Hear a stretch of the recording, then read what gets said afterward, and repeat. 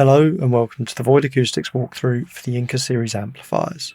The following will explain the functionality of the UI and demonstrate how to configure your Inca series amplifier. There are multiple videos covering each of the 5 main pages of the UI. This video is for the settings page. The settings page is broken down into multiple different sections, the first of which is system information.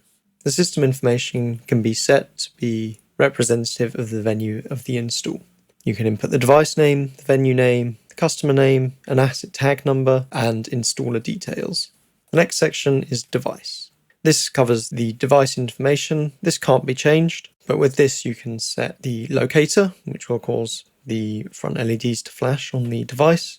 So if you have multiple installed on a rack, this will make it easy to spot within multiple devices. You can also update the firmware from here. Further updates are available from voidacoustics.com/resources and support under product documents, Inca 500 and firmware. You may also find it on the product page for the Inca 500.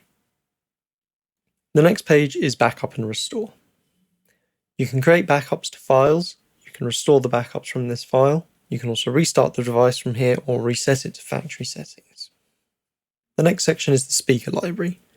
When your speaker library is installed, as standard, here you will see all the presets contained within the speaker library. You can import later preset libraries available from our website. If they're not available on our website, please contact support@voidacoustics.com. You can also create your own if so wish. The next page is security. From here you can add password protection for your device.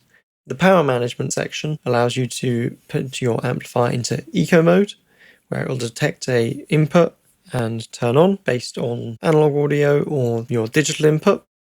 You can set this to a 12-volt trigger based on the GPIO or through network API commands.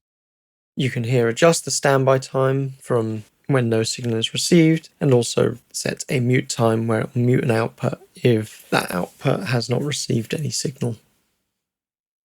The output routing page is to output any input sources into another amplifier so you can daisy chain them together. This is useful in larger installs where you may have multiple Inca amplifiers installed, where you only need to then put the signal into one instead of into every single one. You can daisy chain out the SPDIF from out to in on all of the other amplifiers.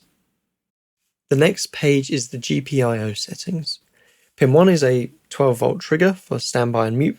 Pin 2 can be used to enable the standby or mute based on a normally open or normally closed connection. Pin 3 is ground, which can be used for a reference for the volume control and trigger out. Pin 4 can be used for volume control, as can Pin 5. Pin 6 has a 12-volt trigger in, also volume control, or can be set to off, which is the same as Pin 7. And Pin 8 has a 3.3-volt power for volume control. The next section is LAN. As standard, the amplifiers come with a static IP. This can be reconfigured if using a manually configured network, or can be set to DHCP for home networks. The last section is the Wi-Fi.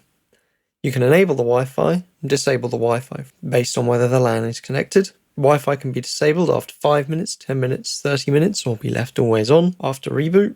You can also rename the access point here, or connect to a local client. If you have any questions or need further guidance, please feel free to email support@voidacoustics.com or call the office at +44 1202 666 006.